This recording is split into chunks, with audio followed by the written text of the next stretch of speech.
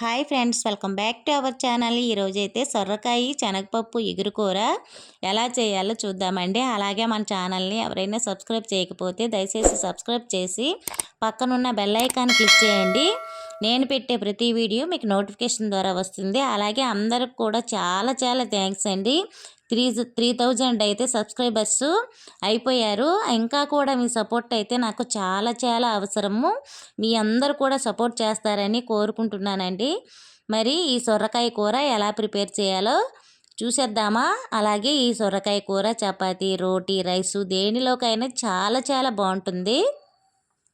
ఇప్పుడు మరి వీడియోలోకి వెళ్ళిపోదామా? ముందుగా అయితే నేను సొరకాయ 1/2 కేజీ అయితే ఇలా ముక్కలుగా కట్ చేసుకున్నాను. పైన పొట్టు తీసుకొని కొంచెం లేతగా ఉన్న సొరకాయ అయితే బాగుంటుందండి. అలాగే ఒక గుప్పెడు పచ్చిశనగపప్పు 6 గంటల సేపు నానపెట్టుకోవాలి. 6 గంటలు నానపెట్టుకుంటే ఇలా చక్కగా నానిపోతుందండి. చూసారు కదా, చక్కగా అయితే శనగపప్పు నానిపోయింది. ఇప్పుడు ఇవి పక్కన పెట్టుకొని స్టవ్ మీద కళాయి పెట్టి 5 టేబుల్ స్పూన్ల ఆయిల్ అయితే వేసుకోవాలి. శనగపప్పు 2-3 సార్లు బాగా వాష్ చేసి పక్కన పెట్టుకోండి. ఇలా ఆయిల్ వేడెక్కిన తర్వాత ఇందులో 1/2 టీ స్పూన్ పచ్చిశనగపప్పు వేసుకోవాలండి. అలానే 1/2 టీ స్పూన్ ఆవాలు, 1/2 టీ స్పూన్ జీలకర్ర. ఈ తాలింపుని చక్కగా వేగనివ్వాలండి చిటపట్లాడేంత వరకు. ఏ కూర వండినా తాలింపులో ఉంటుందండి అసలైన ఇది. ఎందుకంటే తాలింపు కనుక మనకి వేగకపోతే ఏమీ బాగోదు కూర. తాలింపు గింజలు వేగిన తర్వాత 3 ఎండుమిరపకాయలు ఇలా ముక్కలుగా కట్ చేసి వేసుకోవాలి. అలానే కొంచెం కరివేపాకు వేసుకొని ఈ తాలింపు అంతా చక్కగా వేగనివ్వాలండి. ఈ సొరకాయ కూర ఆరోగ్యానికి చాలా చాలా మంచిదండి. ఎందుకంటే వాటర్ కంటెంట్ కాబట్టి ఎన్నో బెనిఫిట్స్ ఉన్నాయి ఈ సొరకాయ వల్ల. చూసారు కదా, ఇలా చక్కగా తాలింపు వేగిన తర్వాత ఒక మీడియం సైజు 3 ఉల్లిపాయల్ని చక్కగా ఇలా చిన్న ముక్కలుగా తరిగి వేసుకోవాలి.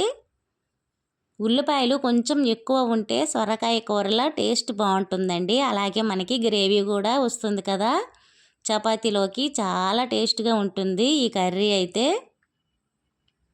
ఉల్లిపాయ ముక్కలు పచ్చివాసన పోయేంత వరకు బాగా వేపుకోవాలి.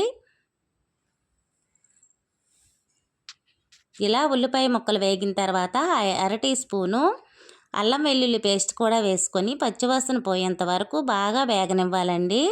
అల్లం వెల్లుల్లి పేస్ట్ బాగా వేగకపోతే పచ్చివాసన వేస్తుంది, కూర మొత్తం పాడైపోతుంది. ఈ అల్లం వెల్లుల్లి పేస్ట్ చక్కగా వేగనివ్వాలి. ఇలా అల్లం వెల్లుల్లి పేస్ట్ వేగిన తర్వాత మనం కట్ చేసి పక్కన పెట్టుకున్న సొరకాయ ముక్కలు కనుక ఇలా వేసుకుంటే చక్కగా మనకైతే కూర బాగుంటుందండి. ఇప్పుడు కొంచెం పసుపు వేసుకొని మొత్తం కలిసేటట్టుగా ఒకసారి కలుపుకొని 2 నిమిషాల పాటు మూత పెట్టుకోవాలి. ఇలా మూత పెట్టుకుంటే వాటర్ అంతా బాగా ఊరుతుందండి. ఎందుకంటే సొరకాయలో ఎక్కువ వాటర్ ఉంటుంది కాబట్టి. కొంచెం 1/2 టీ స్పూన్ అంతా పసుపు ఇలా వేసుకొని మొత్తం ఒకసారి కలుపుకొని అయితే మూత పెట్టుకుందాము. ఈ సొరకాయలో పాలు కూడా పోసి వండుకుంటారండి, కానీ నేనైతే ఎప్పుడూ వండలేదు. ఈ సొరకాయలో పాలు పోసి ఎలా ఉంటుందో ఏమో, ఇంట్లో ఇష్టపడతారో లేదా అనేసి అయితే నేను ఎప్పుడు వండలేదండి. ఎప్పుడు టమాటా సొరకాయ ఇలా శనగపప్పుతో కాంబినేషన్లో వండాను, కానీ నేనైతే పాలు పోసి అయితే వండలేదు. ఇలా మూత పెట్టుకుందామంటే 2 నిమిషాలు మూత పెట్టుకొని చూసామంటే చక్కగా వాటర్ అయితే ఊరుతుంది. ఇలాంటప్పుడు శనగపప్పు కూడా వేసుకోవాలండి వాటర్తో సహా. ఎందుకంటే మనం శనగపప్పుని 2-3 సార్లు వాష్ చేసుకుంటాం కాబట్టి ఈ వాటర్ తోటే మనము వేసేసుకోవచ్చు. ఇలా వేసుకున్న తర్వాత ఒకసారి మొత్తం ఇలా కలుపుకోవాలండి. కుక్కర్లో కనుక వండుకున్నామంటే ఇంకా తొందరగా అయిపోతుంది కూర. కాకపోతే నేనైతే ఇలా కళాయిలో చేసుకుంటున్నాను. మనము ఎండుమిరపకాయలు వేసుకున్నాం కాబట్టి చూసి అయితే కారాన్ని వేసుకోండి. నేను ఇక్కడ 1 స్పూన్నర ఉంటుందండి కారం వేసుకుంటున్నాను. ఇప్పుడు ఒకసారి మొత్తం ఇలా కలుపుకొని ఒక 5 నిమిషాల పాటు స్టవ్ని మీడియం ఫ్లేమ్లో పెట్టి కుక్ చేసామంటే చక్కగా ఆనపకాయ ముక్కలు శనగపప్పు మెత్తగా ఉడికిపోతాయి. లేత కాయ కాబట్టి తొందరగా ఉడికిపోతుందండి కూర. చూసారు కదా ఎంత వాటర్ అయితే బాగా ఊరింది ఆనపకాయ ముక్కలతో. అలాగే మనము శనగపప్పుతో కూడా వేసాం కదా, శనగపప్పు కూడా బాగా ఉడికిపోయిందండి మెత్తగా. ఇలాంటప్పుడు మనము ఒక 4 టమోటాలని సన్నగా తరిగి వేసుకోవాలి. ఫస్ట్ కనుక వేసామంటే ఆనపకాయ ముక్కలు అలానే శనగపప్పు ఈ రెండు కూడా ఉడకవండి. టమోటాలు ముందుగా వేయకూడదు, అవి ఉడికిన తర్వాత ఇలా టమోటాలు వేసుకొని రుచికి తగినంత సాల్ట్ ఇలా వేసుకుని ఒక 2 నిమిషాలు కనుక మూత పెట్టామంటే మెత్తగా ఉడికిపోతాయండి టమోటాలు. మీరు కావాలంటే ఈ టైంలో ఒక 2 పచ్చిమిరపకాయలు ఇలా సన్నగా ఈనుల్లా కట్ చేసి వేసుకుంటే కూరకి మంచి టేస్ట్ వస్తుంది, అలాగే మంచి ఫ్లేవర్ కూడా వస్తుందండి, కూర బాగుంటుంది. ఒక 2 నిమిషాలు ఇలా మూత పెట్టుకుంటే చక్కగా మగ్గిపోతాయండి టమోటా పళ్ళు.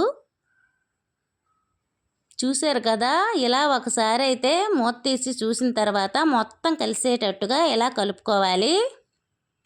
ఈ వాటరు కొంచెం దగ్గర పడేంత వరకు కుక్ చేసుకుంటే సరిపోతుంది. ఇలా ఒకసారి కలుపుకున్న తర్వాత దీనిలో కొంచెం గరం మసాలా పౌడర్ అలానే కొంచెం ధనియాల పౌడర్ వేసుకుంటే మనకి మంచి వాసన వచ్చి రుచి కూడా బాగుంటుందండి. లాస్ట్లో వేసుకోవాలి గరం మసాలా అలానే ధనియా పౌడర్. నేను ఇక్కడ 1/2 spoon garam masala powder, 1/2 teaspoon ధనియాల పౌడర్ వేసుకుంటున్నాను. ఇలా వేసుకొని ఒకసారి మొత్తం కలుపుకోవాలండి. ఇలా కలుపుకొని ఇంకొక నిమిషం పాటు కనుక మూత పెట్టి కుక్ చేసుకున్నామంటే దగ్గరగా అయిపోయి మనకి ఆయిల్ పైకి తేలిపోతుంది. కూర అయితే చాలా టేస్ట్గా ఉంటుందండి, తప్పనిసరిగా మీరు ట్రై చేయండి. ఇప్పుడు దీనిలో సన్నగా తరిగిన కొత్తిమీర వేసుకోవాలండి. 1 నిమిషం పాటు అయిన తర్వాత మూత తీసుకొని చూసారు కదా, చక్కగా అయితే కూర అయితే దగ్గరగా ఇగురు తయారైపోయింది. ఇప్పుడు మనము సర్వ్ చేసుకోవడమేనండి, కూర రెడీ అయిపోయినట్టే. ఇంకా చల్లారే కొద్దీ మనకి దగ్గరగా అయిపోతుంది వాటరు. ఇలా కొంచెం గ్రేవీతో మనము దించుకుంటే స్టవ్ ఆఫ్ చేసుకుంటే బాగుంటుంది. చూసారు కదా ఎంత మెత్తగా అయితే ఉడికిపోయిందో శనగపప్పు అంతా. ఈ శనగపప్పు మనం చపాతీతో తిన్నట్లయితే ఈ కర్రీ ఎంత టేస్ట్గా ఉంటుందంటే ఒక్కసారి చేస్తే మళ్ళీ మళ్ళీ చేసుకొని తింటారు, అంత బాగుంటుంది. ఓకే ఫ్రెండ్స్, ఈ రెసిపీ కనుక నచ్చినట్లయితే సబ్స్క్రైబ్ చేయండి.